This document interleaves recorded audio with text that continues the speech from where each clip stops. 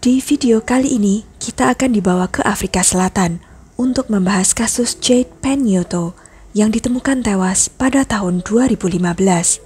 Ini adalah kisah yang sangat menyedihkan tentang seorang wanita yang telah menikah dengan seorang pria yang dicintainya, tetapi tidak tahu bahwa dia telah diselingkuhi, bahkan sejak sebelum mereka menikah. Bagaimana kisahnya?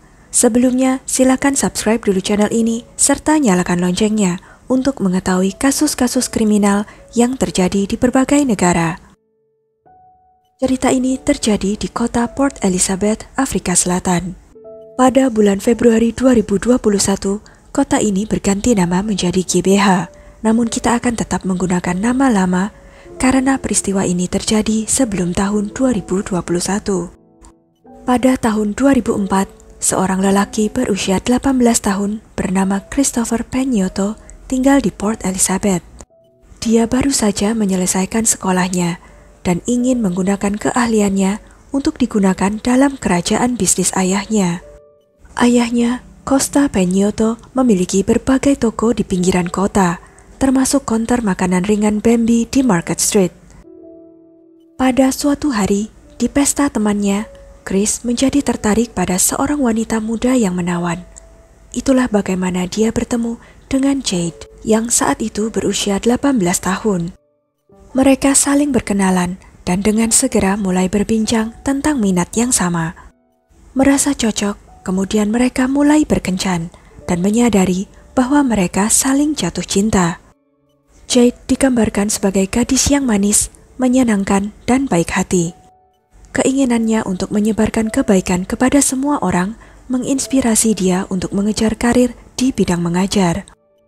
Di tahun berikutnya, tahun 2005, Jade mulai mendaftar di universitas.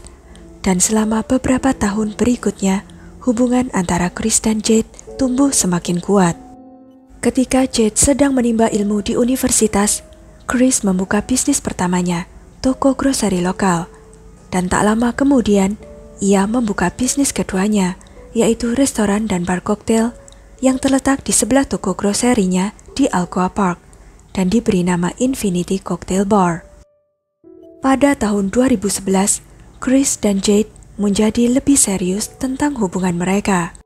Jade telah lulus dari universitas dan mendapat pekerjaan di sekolah dasar setempat. Sementara bisnis Chris menjadi semakin berkembang. Akhirnya, Chris melamar Jade, dan pasangan itu secara resmi bertunangan dan tinggal bersama. Namun, kebahagiaan mereka tidak bertahan lama, karena Jade tidak menyadari bahwa Chris telah berselingkuh di tempat kerjanya. Sekitar 2 tahun sebelum peristiwa naas terjadi, Chris mempekerjakan seorang wanita muda bernama Chanel Coates untuk bekerja di tokonya.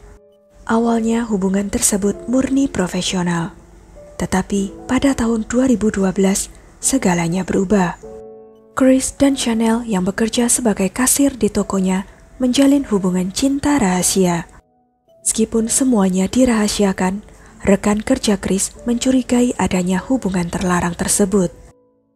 Chris dan Chanel sering bertemu di hotel lokal, dan ketika Jade pergi, Chris akan mengambil resiko dan membawa pulang Chanel. Tidak jelas berapa lama hal ini berlangsung, tetapi tidak disangka ayah Chris mengetahui perselingkuhan tersebut. Costa, ayah Chris, sangat marah ketika ia mengetahuinya, karena dia sangat menyukai Jade dan sudah menganggapnya sebagai calon menantu perempuannya. Jade disayangi oleh ayah Chris karena dia setia, bekerja keras, dan baik hati. Costa melihat potensi besar dalam diri Jade. Karena itu, Costa mengancam putranya bahwa dia akan mencabut hak warisnya jika Chris masih melanjutkan perselingkuhannya atau berani meninggalkan Jade demi Chanel. Costa adalah seorang pengusaha sukses di Port Elizabeth dan bisnisnya suatu saat nanti akan diwariskan kepada putranya. Setelah argumen sengit dengan ayahnya, Chris akhirnya berjanji untuk meninggalkan Chanel. Tetapi kenyataannya Chris berbohong dan pasangan itu terus berselingkuh dan menyembunyikannya. Selama itu pula, Jade tidak tahu apa yang terjadi. Waktu berlalu dan akhirnya pada tahun 2013, Chris dan Jade resmi menikah dan menjadi Tuan dan Nyonya Peniotto. Mereka adalah pasangan sempurna yang membuat banyak orang iri. Kemudian, perubahan terjadi dalam kehidupan pasangan itu. Jade menerima kabar baik. Dia ditawari untuk bekerja di Rebecca College Girls High School yang terletak di Eaton Hawk dekat Port Elizabeth. Namun, di sisi lain, bisnis Chris mengalami sedikit kemunduran. Pendapatan di toko groseri dan barnya menurun. Keuangannya pun berada dalam kondisi negatif selama beberapa bulan. Semua ini mempengaruhi kemampuan Chris untuk menghidupi dua wanita secara bersamaan. Chris kerap memberikan hadiah mahal kepada Chanel, membayar hotel, dan juga harus memberikan hadiah kepada sahabat Chanel untuk memastikan dia tutup mulut tentang perselingkuhan mereka. Hubungannya dengan Chanel menyebabkan biaya yang sangat besar membebani rekening banknya, sehingga Chris menambah beban kerjanya dan menambahkan beberapa jam lagi ke jadwalnya yang sudah padat. Seiring berjalannya waktu, Chris semakin jauh dari istrinya, terutama karena bisnisnya menuntut banyak waktu dan energi. Chris berusaha untuk menghidupkan bisnisnya lagi, dan dia memiliki alasan untuk terus-menerus berada di toko dan barnya. Jade mulai menyadari bahwa dia sangat kesepian dan suaminya tidak punya waktu untuknya. Dalam curhatan dengan teman-temannya, Jade mengeluh bahwa dia jarang melihat suaminya di rumah. Dan ketika Chris ada pun, pikiran dan emosinya seolah berada di tempat lain. Jade biasanya akan mengajak suaminya makan malam di rumah dan bahkan mengunjungi toko untuk menemuinya. Tetapi itu saja tidak cukup. Pada September 2014, Jade menyadari bahwa kesabarannya sudah sangat tipis dan dia berada di ambang gangguan syaraf. Pada tanggal 21 September, Jade menulis surat untuk dirinya sendiri yang menggambarkan perasaannya.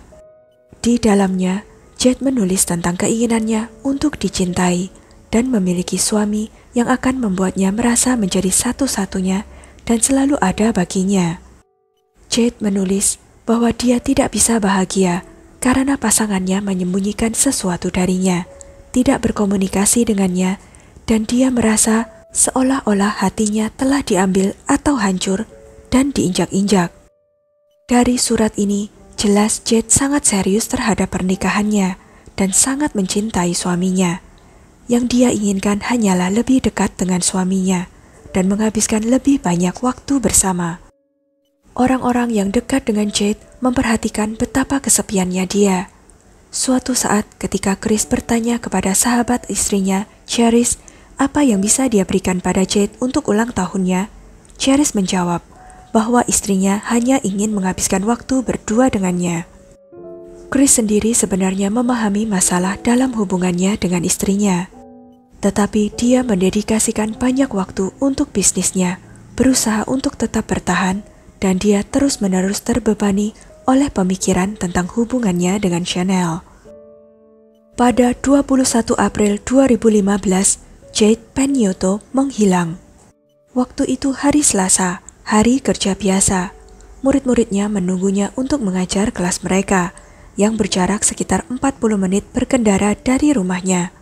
Jade biasanya pulang pergi bekerja bersama dengan mobil teman dan koleganya yang bernama Cherise Swanepoel. Jade biasanya meninggalkan rumahnya pada jam 6:15 pagi dan menunggu Cherise menjemputnya. Tetapi kali ini, ketika temannya tiba, Jade tidak terlihat.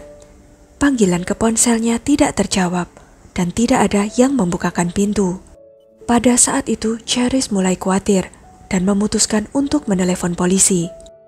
Pada jam 10 pagi, di hari yang sama, pengumuman tentang hilangnya Jade diposting di semua platform media sosial, dan segera sejumlah media menyebarkan berita tersebut. Polisi segera memulai pencarian besar-besaran dan mengerahkan beberapa unit dalam tim K9.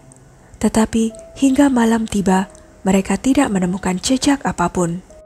Keluarga Jade menawarkan hadiah sebesar 50.000 mark atau sekitar 400 juta rupiah untuk informasi apapun yang dapat membantu dalam pencarian Jade. dan menjelang malam tiba, hadiah ini meningkat menjadi 150.000 mark atau sekitar 1,2 miliar rupiah. Para sukarelawan yang peduli juga bergabung dalam upaya pencarian ini. Pukul 10 pagi keesokan harinya, berita tragis muncul. Seorang petugas polisi melaporkan bahwa dengan bantuan unit K9, dia telah menemukan mayat seorang wanita. Mayat itu ditemukan di daerah padang rumput di dekat jalan berkerikil. Pemeriksaan forensik dengan cepat memastikan bahwa mayat itu adalah Jade Penyoto. Hasil pemeriksaan mengungkapkan bahwa dia telah ditembak 3 kali, 2 kali di punggung dan sekali di kepala. Dia berpakaian lengkap dan tidak ditemukan tanda-tanda pelecehan seksual. Ditemukan juga bahwa kartu banknya beserta barang-barang berharganya hilang. Anggota keluarga yang dipanggil untuk mengidentifikasi tubuhnya terkejut dengan apa yang terjadi. Air mata mengucur deras dari mata teman-teman dan keluarganya. Saudara perempuan Jade, Grace, yang juga bekerja di sekolah yang sama, hampir pingsan ketika berita kematian Jade menyebar ke seluruh sekolah. Siswa dan rekan-rekannya berduka karena kehilangan seseorang yang baik dan penuh perhatian.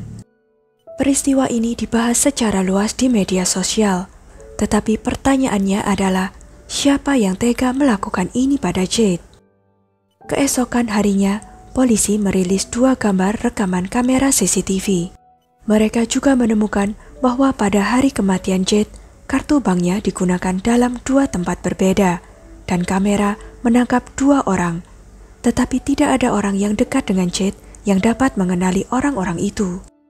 Tepat 1 minggu kemudian, keluarga dan teman-teman Jade mengadakan upacara pemakaman di sebuah gereja Katolik dan menguburkan Jade.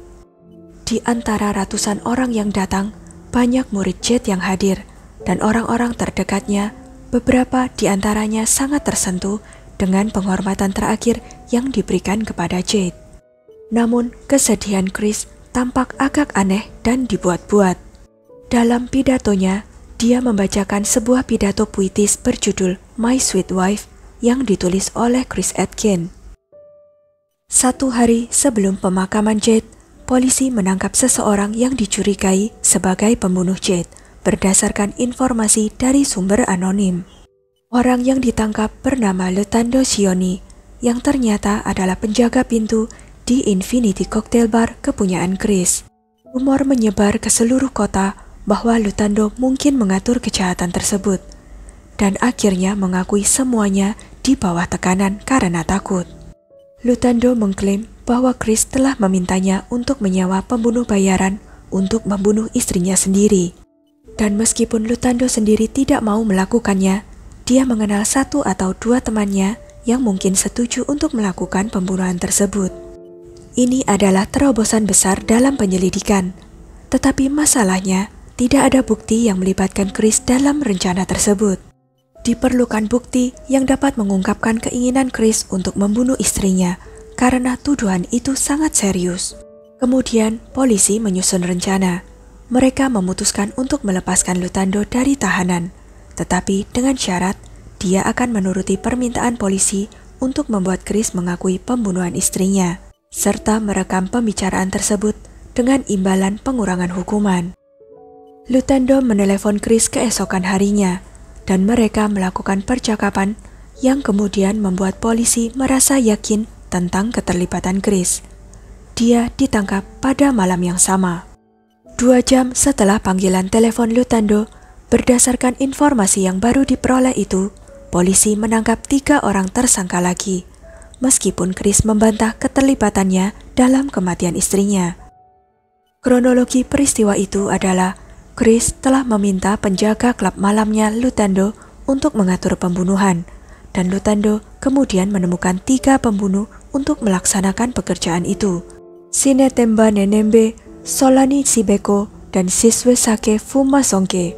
Chris memerintahkan kepada mereka untuk melakukannya pagi-pagi sekali pada pukul 6:30 saat Jade menunggu Charis, rekan kerjanya, yang akan mengantarkannya ke tempat kerja. Chris menyuruh mereka untuk melakukan pembunuhan tersebut tampak seperti perampokan tepat di gerbang kompleks perumahan, dan mencuri semua barang milik Jade. Tanggal eksekusi seharusnya ditetapkan pada 20 April 2015. Tetapi ketika para pembunuh bayaran menunggu dan mengumpulkan keberanian mereka untuk melaksanakan tugas itu, teman Jade tiba-tiba muncul, menyebabkan mereka harus menunda rencana itu ke hari berikutnya. Penundaan ini membuat Chris sangat marah. Dia menuntut agar rencananya dilakukan sesegera mungkin, dan keesokan harinya mereka melakukan rencana jahat tersebut. Pada tanggal 21 April 2015, pukul 6:15 pagi, Jade muncul di gerbang kompleks perumahannya. Dan ketiga pembunuh bayaran itu berada di sana dengan mobil sewaan, hanya beberapa meter dari jalan raya. Namun para pelaku itu memutuskan untuk mengubah rencana mereka karena mereka tidak ingin ada saksi atas kejahatan tersebut. Alih-alih membunuh Jade di tempat, mereka memilih untuk menculiknya dulu, membawanya ke lokasi lain, dan membunuhnya di sana. Jade kemudian dibawa ke arah barat laut kompleks pemukiman. Setelah sekitar 30 menit mengemudi, Jade ditarik keluar dari mobil dan ditembak 2 kali di punggungnya. Saat terakhir Jade memutar tubuhnya dengan sisa kekuatannya, penjahat itu mengakhirinya dengan menembak kepalanya. Setelah melaksanakan tugas, mereka kemudian pergi ke ATM terdekat dan menarik 1.500 rand atau sekitar 1,2 juta rupiah. Pada hari yang sama, para penjahat itu melakukan upaya kedua untuk menarik uang tunai. Tetapi karena kode PIN yang dimasukkan salah, transaksi tidak dapat dilakukan. Kedua upaya untuk menarik uang tersebut tertangkap oleh kamera CCTV. Pada 11 Oktober 2015, persidangan terhadap Christopher Penyoto dan 2 pelaku, Sinetemba Nenembe dan Solani Sibeko dimulai. Karena satu dari mereka, Siswesake Fumasongke, telah meninggal dalam tahanan tidak lama sebelumnya. Jaksa menyatakan bahwa motif pembunuhannya adalah bahwa Chris tidak dapat menghidupi 2 wanita sekaligus dan sangat sulit baginya untuk membiayai istri dan selingkuhannya secara finansial. Oleh karena itu, dia memutuskan bahwa istrinya yang harus dilenyapkan. Berbeda dengan tuduhan itu, pembela Chris mencoba membuktikan bahwa dia berbaik hati dan tidak akan pernah melakukan hal seperti itu. Apalagi terungkap baru-baru itu Chris telah membeli rumah baru untuk dirinya dan Jade. Jadi dia tidak punya motif untuk membunuh istrinya sendiri. Chanel juga dipanggil untuk bersaksi di pengadilan dan mengungkapkan tentang hadiah mahal yang diberikan Chris kepadanya.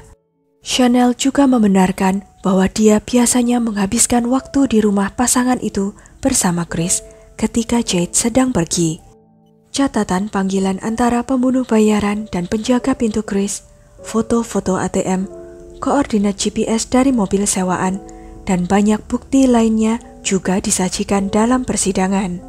Terungkap juga saat peristiwa itu terjadi, Chris sedang dalam proses mendapatkan pinjaman sebesar 2,5 juta rands atau sekitar 2 miliar rupiah, dan dia tidak berencana membelanjakan uang itu untuk istri maupun simpanannya. Pada tanggal 2 November 2017, ketika Chris berusia 31 tahun, dia dinyatakan bersalah atas pembunuhan istrinya. Hakim menyimpulkan bahwa Chris menyesal menikahi Jade dan membunuh istrinya untuk mengurangi pengeluarannya, serta meringankan utangnya yang terus bertambah. Akibat tindakannya yang tidak berperasaan dan kejam, hakim tidak menunjukkan belas kasihan kepada Chris dan menjatuhkan hukuman penjara seumur hidup. Kedua pelaku yang disewa Chris juga menerima hukuman penjara seumur hidup. Begitu pula dengan Lutendo Sioni, akhirnya juga dijatuhi hukuman penjara seumur hidup oleh hakim.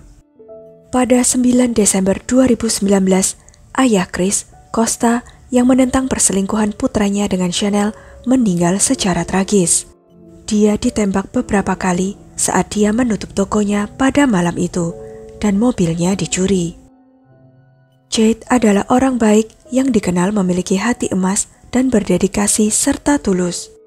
Dia pantas mendapatkan lebih banyak dalam hidupnya, tetapi suaminya yang egois mengambil nyawanya begitu saja.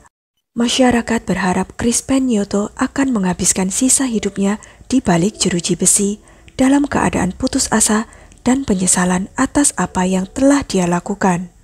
Sekian kisah kali ini. Jangan lupa untuk klik like, share, subscribe, dan komen ya pendapat kalian. Sampai jumpa lagi di video-video selanjutnya.